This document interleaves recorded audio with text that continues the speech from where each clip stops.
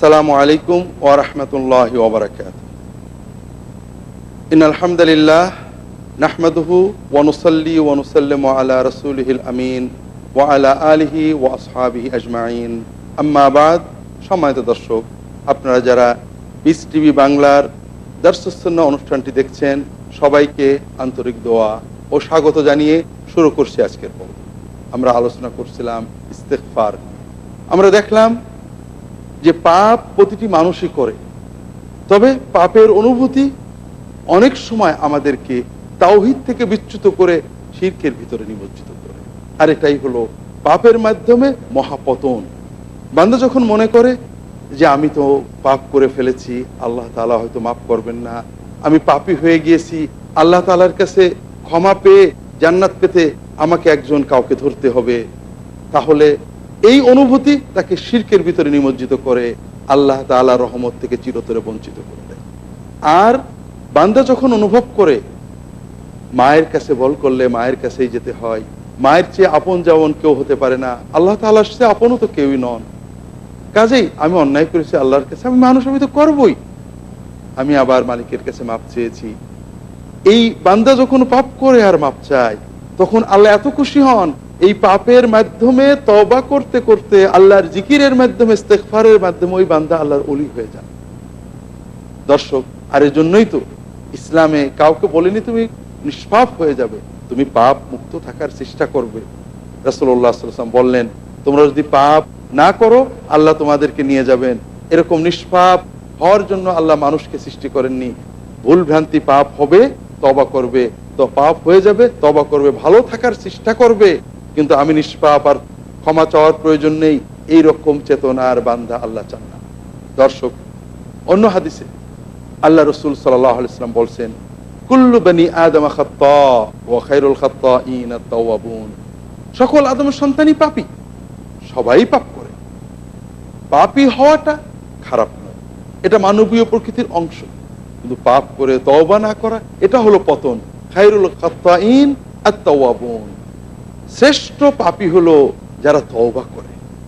কাজেই আমরা অন্যায় করে ফেলবো, এরা মানবীয় প্রকৃতির বৈশিষ্ট্য, এটা আমাদের আত্মার বিশুদ্ধতা নষ্ট করবে, এটাই তো কথা। আমরা যখন রাস্তাঘাটে চলবো, অগণিত রোগ জীবাণু, অগণিত ময়লা, অগণিত দূষিত ক্ষতিকর পদার্থ আমাদের গায়ে লাগবে, নাকের মাধ্যমে দেহে যাবে, বিভিন্ন রকমের রোগ আমাদের স্পর্শ করবে অথবা দেহে ঢুকবে। আমরা চেষ্টা করবো এগুলো থেকে বাঁচার। তবে যদি কেউ মনে করে আমি এমন ভাবে চলবো যে কোনো রোগ জীবাণু আমাকে স্পর্শ করবে না, দূষিত বায়ু আমার নাকে যাবে না, এটার অবাস্তব ছিল। তবে দুটো কাজ আমাদের করতে হবে, একটা হলো যথাসম্ভব ক্ষতিকর দ্রব্য বস্তু থেকে দূরে থাকা, আর একটা হলো নিয়মিত পরিচ্ছন্ন হয়ে এগুলো দূর করে দেওয়া। আর ইসলাম তো এটাই বলে। তাকওয়া এবং ইস্তেগফার, এই দুটোর সমন্বয় এটাই। আল্লাহ রাসূল সাল্লাল্লাহু আলাইহি ওয়াসাল্লাম সুন্দর করে বুঝিয়েছেন, ইযা আযনাবাল আবদু যামবান নুকিতা ফি কলবিহি নুকতাতুন সাউদা। যখন বান্দা গুনাহ করে, তার অন্তরে একটা কালো দাগ পড়ে যায়, তার আত্মা ময়লা হয়ে যায়। ফাইযা নাদিমা ওয়া তাবা ওয়াস্তাগফার, যখন সে অনুতপ্ত হলো, আল্লাহর কাছে ক্ষমা চাইলো, আল্লাহর থেকে ফিরে আসলো, পরিষ্কার হয়ে গেল, আলোকিত হয়ে গেল তার হৃদয়। আল্লাহ তাআলার জিকির, আল্লাহর জন্য মনের আবেগ, মহব্বত, ক্ষমা চাওয়া, এগুলো অত্যন্ত গুরুত্বপূর্ণ ইবাদত। সে শুধু ক্ষমাই পেল না, আরো রহমত, কল্যাণ, সওয়াব পেয়ে গেল। কিন্তু সে যদি তওবা না করে পাপ করতেই থাকে, তার অন্তরের ময়লা বাড়তেই থাকে, এক পর্যায়ে তার ইউগলাফু কলবুহু বিস-সাউদা বিল মাআসি, তার অন্তরটা পাপের ময়লায় পরিপূর্ণ হয়ে পাপের ময়লার নিচে পড়ে যায়, আবরণ পড়ে যায় তার অন্তরের উপরে। আর এটাকেই তো কোরআনে জং বলা হয়েছে, অন্তরের জং ধরে যাওয়া বলা হয়েছে। দর্শক, কাজেই কখনোই গুনাহ করলে ভয় পাওয়ার কিছু নেই, কোনো মধ্যস্থ খোঁজা আল্লাহ পছন্দ করেন না। আল্লাহ চান বান্দা তার কাছে সরাসরি ক্ষমা চাইবে, তার কাছে হৃদয়কে উজাড় করে দেবে, আল্লাহ ক্ষমা করে দেবেন। হাদিস শরীফে বিভিন্ন ভাবে আল্লাহ রাসূল সাল্লাল্লাহু আলাইহি ওয়াসাল্লাম আমাদেরকে এটা শিখিয়েছেন। আল্লাহ রাসূল সাল্লাল্লাহু আলাইহি ওয়াসাল্লাম বলছেন, ইন্নাল্লাহা ইয়াকবালু তাওবাতাল আবদি মা লাম ইউগারগির। মানুষের মৃত্যুর অন্তিম মুহূর্তের আগ পর্যন্ত তওবার দরজা খোলা, মাপ চেতে থাকো। তার অর্থ এই নয় যে সব পাপ জমা করে রাখবো মৃত্যুর আগে, না। পাপ করবো, তওবা করবো, পাপ করবো, তওবা, গায়ে ময়লা হবে, ধুয়ে পরিচ্ছন্ন হবো, চেষ্টা করবো পরিচ্ছন্ন থাকার, আবার দু একটা ময়লা লাগবে, আবার পরিচ্ছন্ন হবো, শেষ পর্যন্ত জীবনের শেষ মুহূর্তেও যত পাপ হবে আমি মৃত্যুর আগে আল্লাহর কাছ থেকে মাপ চেয়ে নিতে পারবো।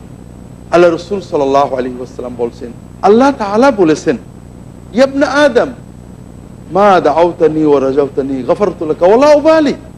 ইবনে আদম, তুমি যতক্ষণ আমাকে ডাকবে, আমার আশা করবে যে আল্লাহ মাফ করে দাও, আমি মাফ করে দেবো, পরোয়া করবো না।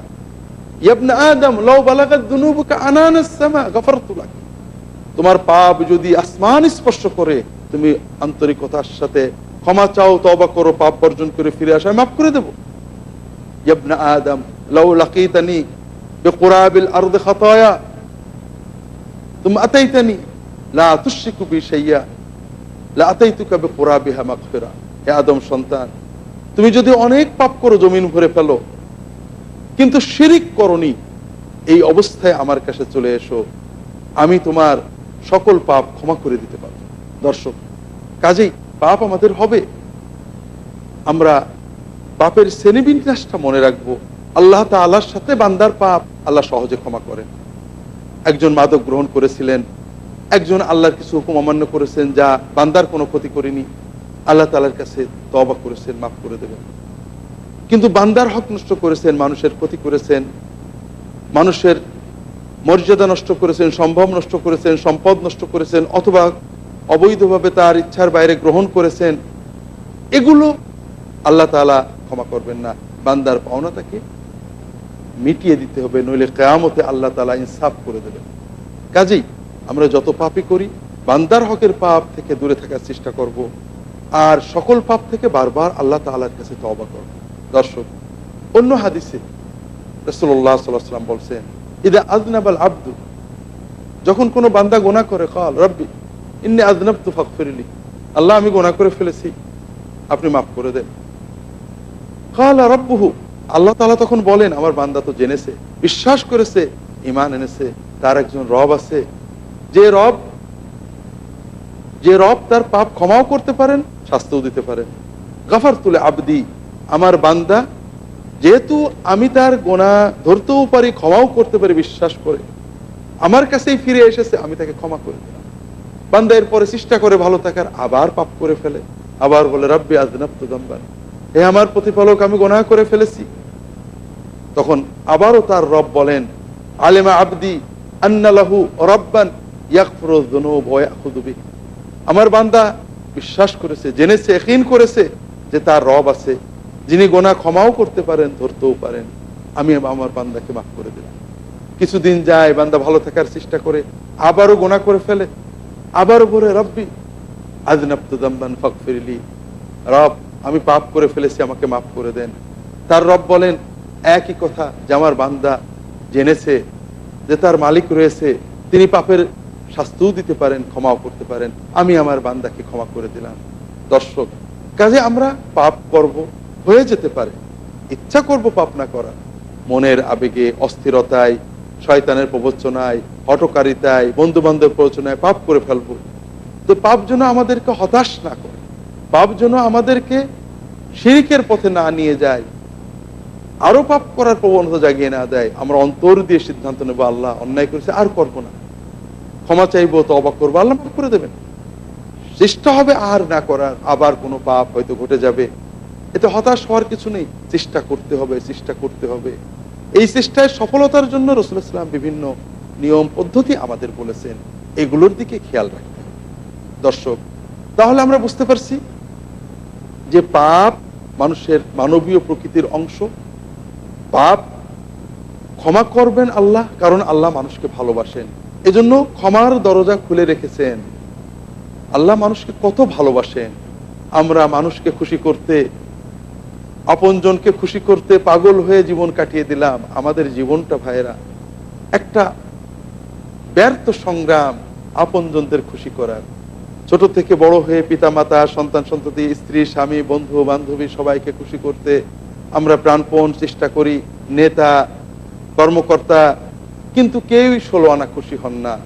খুশি ছিলেন, একটু অন্যায় করেছি, কেউ ছেড়ে দেয় না।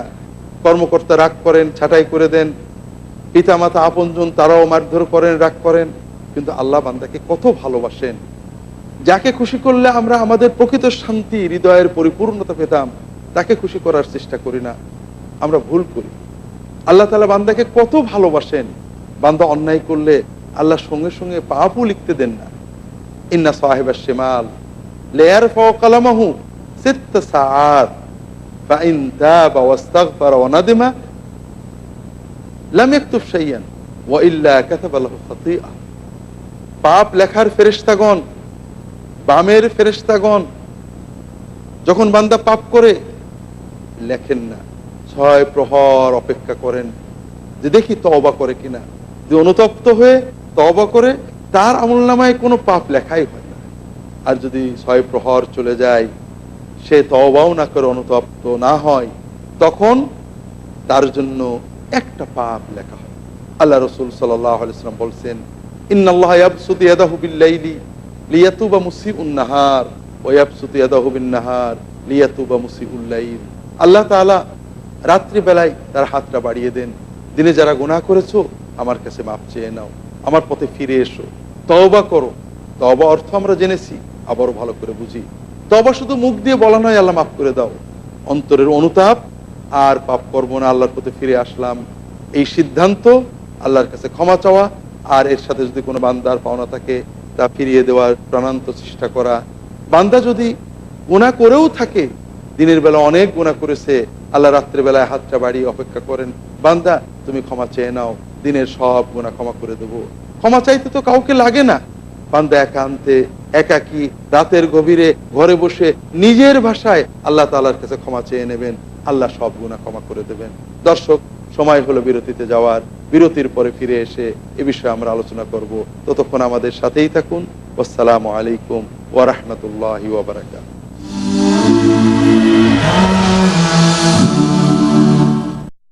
আপনি কি হেরার আলোয় আলোকিত হতে চান? আপনি কি সুন্নাহর আলোকে জীবন গড়তে চান? প্রফেসর ডক্টর খন্দকার আব্দুল্লাহ জাহাঙ্গীর রচিত কোরআন সুন্নাহ ভিত্তিক জীবন ঘনিষ্ঠ বইগুলো পড়ুন, সুন্দর জীবন গড়ুন। ইসলামী আকীদা, হাদিসের নামে জালিয়াতি, ইহয়াউস সুনান, রাহে বেলায়েত সহ আরো অনেক বই। কোরআন সুন্নাহর সাথে থাকুন, জীবন বদলে যাবে। যোগাযোগ আস-সুন্নাহ ট্রাস্ট, 01715400640।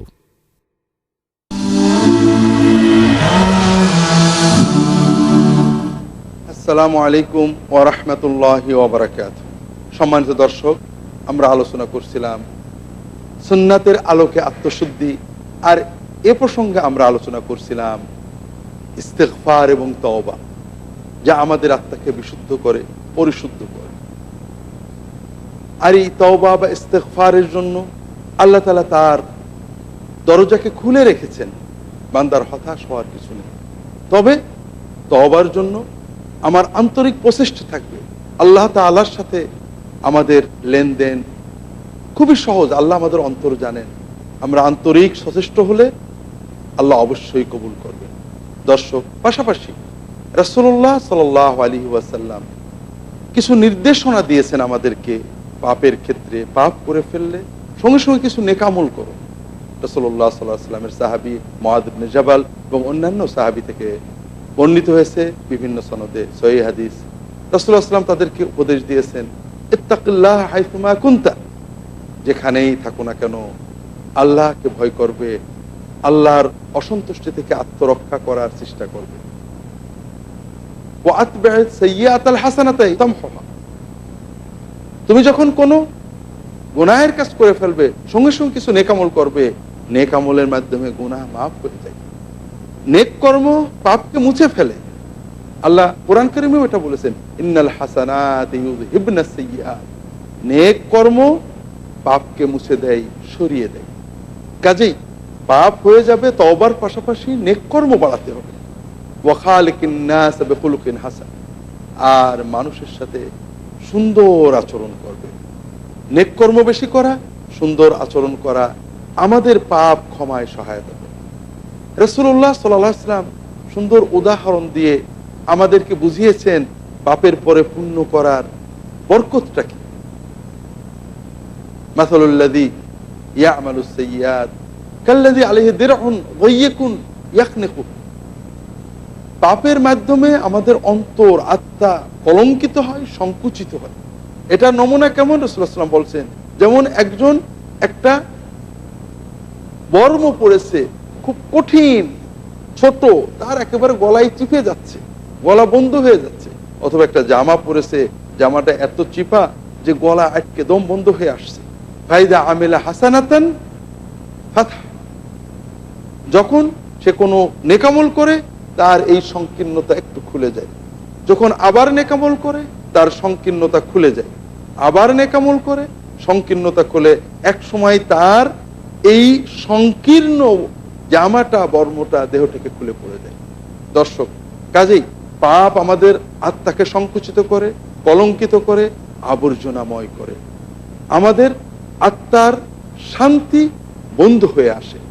আমরা যখন তওবার পাশাপাশি নেকামল করব, এই সংকোচন সরে যাবে, আমাদের আত্মা বিশুদ্ধ হবে, আমাদের হৃদয়ের প্রশস্ততা বেড়ে যাবে। দর্শক, ইস্তিগফারের একটা প্রয়োজনীয় বিষয় হলো যে পরিবেশে আমরা পাপে লিপ্ত হই, সেই পরিবেশ ত্যাগ করে সৎ পরিবেশে, পাপমুক্ত পরিবেশে থাকার জন্য আপ্রাণ চেষ্টা করা। কারণ মানুষ দুর্বল, পরিবেশ দ্বারা প্রভাবিত হয়। পাপ করব না সিদ্ধান্ত নেয়, কিন্তু পরিবেশ তাকে আবার পাপের পথে নিয়ে যায়। কাজে আমরা যদি সিদ্ধান্ত নিই আর ধূমপান করব না, আর মাদক গ্রহণ করব না, আর কোনো সিনেমা ইত্যাদি দেখতে যাব না, কিন্তু ওই বন্ধুদের সাথে মিশতে থাকি, ওই পরিবেশেই থাকি, তাহলে যতই ইচ্ছা করি আমরা আবার পাপে লিপ্ত হয়ে যাব। এতে বোঝা যাবে আমাদের লেনদেন তো দর্শক আল্লাহর সাথে, আল্লাহ তো বুঝে ফেলবেন বান্দার ইচ্ছা 50-50, চেষ্টা 50-50, এটা তো কবুল হলো না। কাজে আমাদের 16 আনার চেষ্টা করতে হবে। আর এই চেষ্টার অংশ, যেখানে গেলে পাপে পড়ি ওখানেই আর যাব না। আল্লাহ আমার অন্তরের আন্তরিকতা বুঝলে অবশ্যই ব্যবস্থা করে দেবেন। আর এই বিষয়ে আল্লাহ রসুল সাল্লাল্লাহু আলাইহি ওয়াসাল্লামের একটা হাদিস আমরা উল্লেখ করতে পারি। আল্লাহ রসুল সাল্লাল্লাহু আলাইহি ওয়াসাল্লাম বলেন, এক ব্যক্তি 99 জন মানুষকে খুন করেছিল, খুনি ছিল, সন্ত্রাসী ছিল। এরপরে তার ভিতরে চেতনা আসলো, তওবা করবে। একজন আবেদের কাছে গেল। আবেদ অর্থ ইবাদতকারী, আল্লাহর খুব ইবাদত বন্দেগী করেন, বুজুর্গ নেককার, কিন্তু ইলম নেই। তার কাছে যে বলল যে আমি এত মহাপাপ করেছি, 99 জন মানুষ খুন করে ফেলেছি, আমার পাপের কি তওবা হবে? ওই নেককার বান্দা ক্ষিপ্ত হয়ে গেলেন, এত বড় পাপে তুমি তওবার জন্য আসছো, দূর হও আমার কাছ থেকে। ওই ব্যক্তি, সে তো খুনে অভ্যস্ত, সে এত ক্রুদ্ধ হয়ে গেল, ওই বুজুর্গকেও খুন করেছে। এরপরে একজন আলেমের কাছে গিয়েছে যে আমার এই পাপের কি তওবা আছে? আমি তো 100 জন খুন করে ফেললাম। ওই আলেম বলেছেন, কেন নেই? তুমি যদি আন্তরিকতার সাথে তওবা করতে পারো, পরিপূর্ণ সিদ্ধান্ত নাও, পাপ আর করবো না, অনুতপ্ত ক্ষমা চাও, বান্দার হকগুলো বুঝে দাও, অবশ্যই আল্লাহ মাফ করবে। তবে তুমি যে পরিবেশে রয়েছো, এই পরিবেশে থাকলে তুমি তওবা করতে পারবে না। তুমি এই দেশ ছেড়ে অমুক দেশে চলে যাও, সেখানে নেককার বান্দারা আছে, সেখানে তাদের সাথে থাকো, তোমার তওবার নসিব হয়ে যাবে, ভালো পরিবেশে চলে যাও। ওই ব্যক্তি সঙ্গে সঙ্গে সেই দেশের উদ্দেশ্যে রওনা দিলেন। মনের আবেগ, আমি পাপ মুক্ত হব, আন্তরিক তওবা, আল্লাহ আর পাপ করব না, পাপের পথে যাব না, পাপের পরিবেশে থাকবো না, ছুটলেন সেই নেককার বান্দাদের দিকে। ছুটতে ছুটতে মাঝপথে তার মৃত্যুর সময় হয়ে গেল। আল্লাহ রহমতের ফেরেশতারা আসছেন, তওবাকারীর রূহ কবজ করবেন। গজবের ফেরেশতারা আসছেন, মহাপাপের রূহ কবজ করবেন।